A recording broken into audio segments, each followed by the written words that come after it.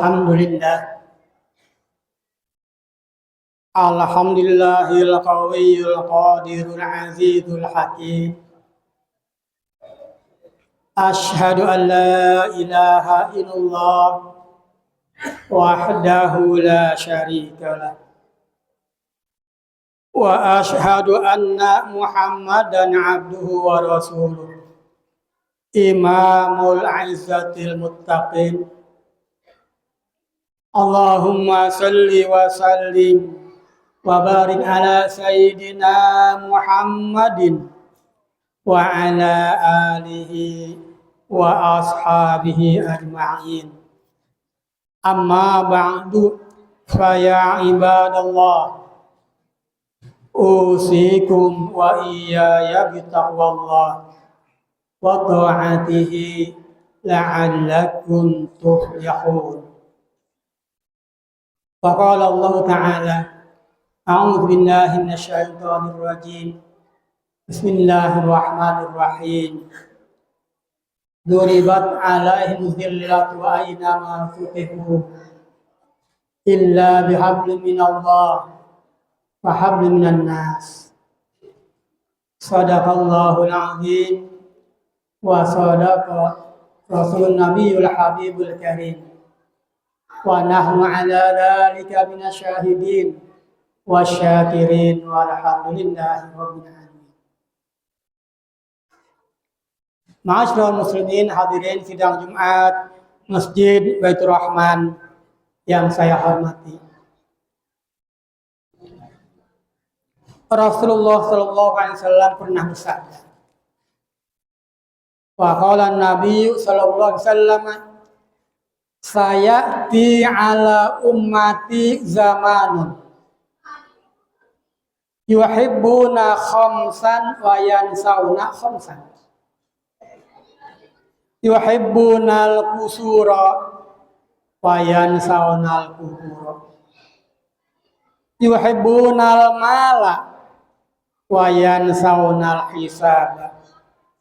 Wa yuhibbunad dunya wa yansawnal akhirata. Wa yuhibbunal hayata wa yansawnal mauta. Wa yuhibbuna dzamba wa yansawna taubata. Rawahu Tirmidzi. Sabda Nabi SAW, hadirin, akan datang pada umatku suatu masa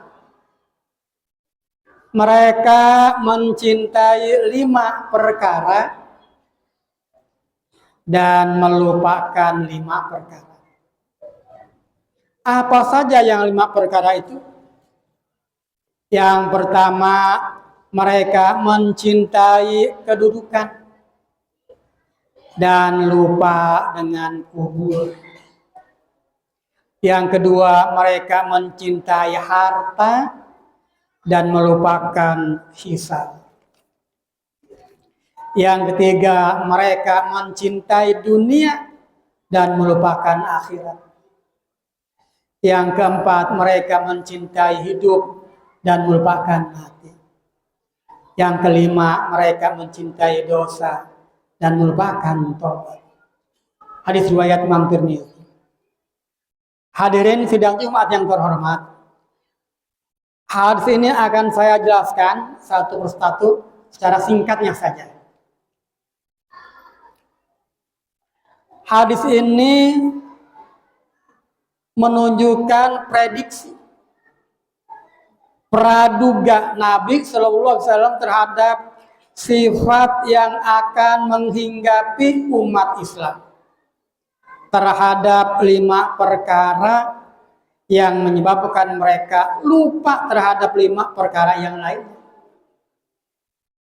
Yang pertama, kata Nabi, yuhibbunal qusura wa yansawnal qubura.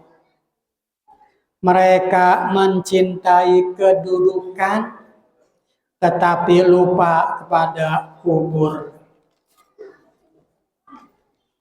Hadirin sidang Jumat yang terhormat, hidup ini memang penuh dengan berbagai godaan, dengan berbagai pesona dan rayuan.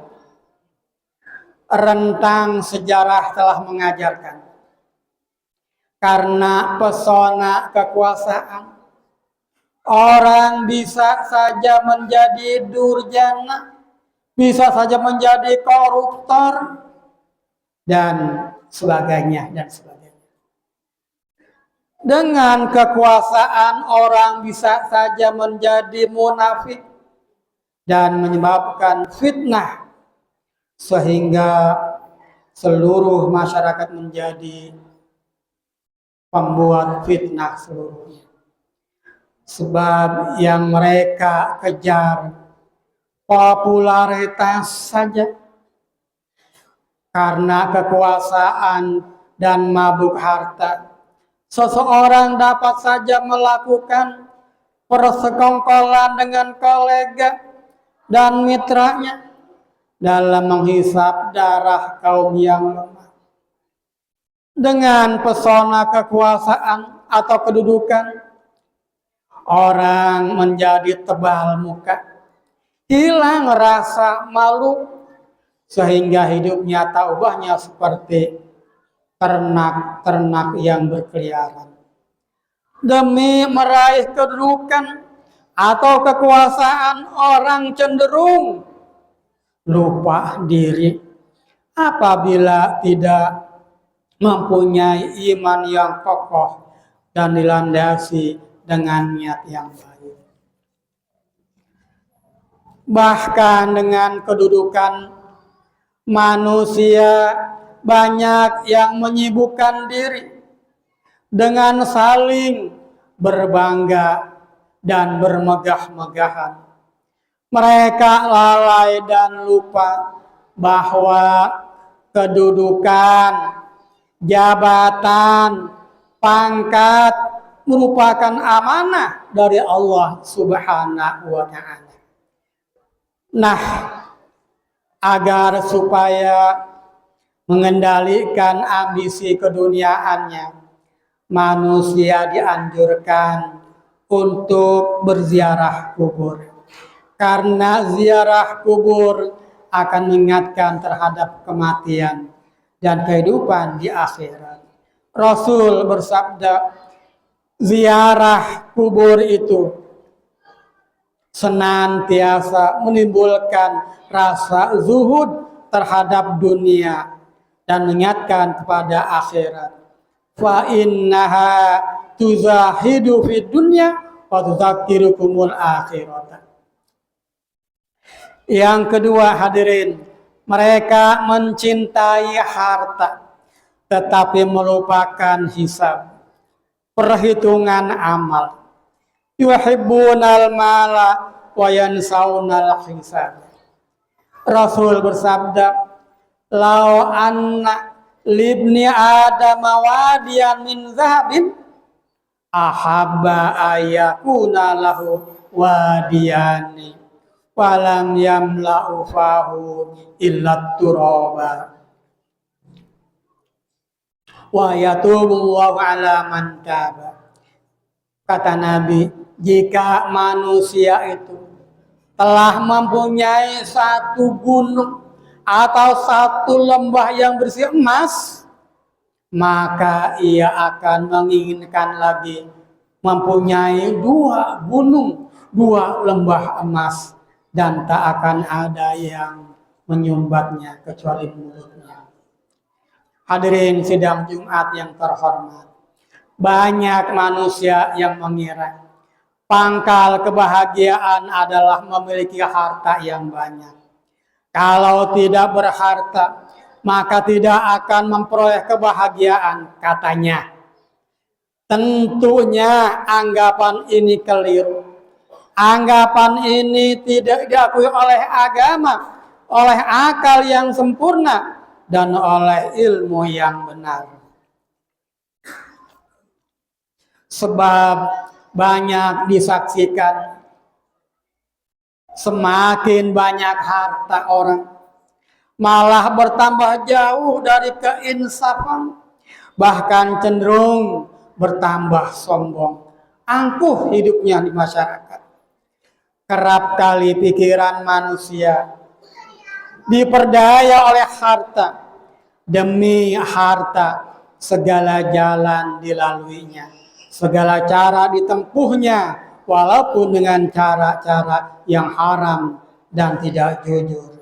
Ingat hadirin, semua harta yang kita miliki, seluruhnya akan dimintakan pertanggungjawabannya di hadapan Allah Subhanahu wa Ta'ala.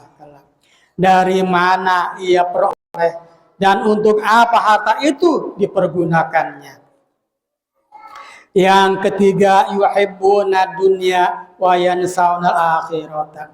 Kata Nabi, mereka mencintai dunia tetapi melupakan akhirat. Hadirin, menurut sebagian hukama, orang yang hidup di dunia ini terbagi pada 3 kelompok. Yang pertama, orang-orang yang lebih mementingkan tujuan akhirnya, yang diutamakannya akhiratnya saja. Ini mungkin memperoleh kemenangan. Yang kedua, orang-orang yang lebih mementingkan kehidupan dunianya saja. Itulah orang-orang yang binasa. Dan yang ketiga, orang-orang yang mementingkan kedua-duanya. Kehidupannya dijadikannya sebagai tangga untuk mencapai kebahagiaan akhirat. Orang yang ketiga inilah mempunyai menempuh jalan yang paling sulit tetapi berbahagia. Orang-orang yang seperti inilah disebut sebagai pejuang. Menurut filsafat hidup, kemenangan tidak dapat diraih tanpa perjuangan, dan perjuangan itu dapat diraih dengan 2 alat, harta benda dan jiwa raga. Harta dan jiwa. Allah Subhanahu wa Ta'ala berfirman, ya ayyuhalladzina amanu hal adullukum ala tijaratin tunjikum min adzabin alim tu'minuna billahi wa rasulihi wa tujahiduna fi sabilillah bi amwalikum wa anfusikum dzalikum khairul lakum in kuntum ta'lamun. Hai orang-orang yang beriman, sukakah kamu aku tunjukkan suatu perniagaan yang dapat menyelamatkan kamu dari azab yang pedih, yaitu kamu beriman pada Allah dan Rasul-Nya dan berjihad di jalan Allah dengan harta dan jiwamu. Itulah yang lebih baik bagi kamu jika kamu mengetahui. Hadirin sidang Jumat yang terhormat, yang keempatnya, kata Nabi SAW, mereka mencintai hidup tetapi lupa pada kematian. Hidup hadirin memang indah dan nikmat. Karena nikmatnya itu, tidak sedikit orang-orang yang tenggelam di dalamnya, seolah-olah akan selalu hidup selama-lamanya di dunia ini. Seringkali mereka lupa pada tujuan hidup yang sebenarnya, yaitu untuk mengabdi, untuk beribadah pada Allah Subhanahu wa Ta'ala. Wa ma khalaqtul jinna wal insa illa liya'budun. Yang kelimanya, hadirin sidang Jumat yang terhormat, mereka gemar berbuat dosa tetapi lupa, lalai untuk bertobat. Wa hibbuna dzamba wa yansawna taubata. Berbuat dosa berarti melakukan suatu perbuatan yang bertentangan dengan syariat agama, dan atas perbuatannya itu kelak dia akan dihukum, dan syarat untuk penghapusan dosa adalah dengan taubat, mohon ampun kepada Allah Subhanahu wa Ta'ala, dan secara terus-menerus rajin untuk mengerjakan amal-amal kebaikan, amal-amal soleh, wa amilus sholihat. Wa tubu ilallahi jami'an ayyuhal mu'minun la'allakum tuflihun. Dan bertobatlah kamu sekalian kepada Allah, wahai orang-orang yang beriman, supaya kamu beruntung. Hadirin sidang Jumat yang terhormat, demikianlah khutbah yang bisa saya sampaikan. Mudah-mudahan khutbah ini bermanfaat untuk semuanya. Wa qur rabbighfir warham wa anta khairur rahimin. Saban waktu bangkit jiwaku, kau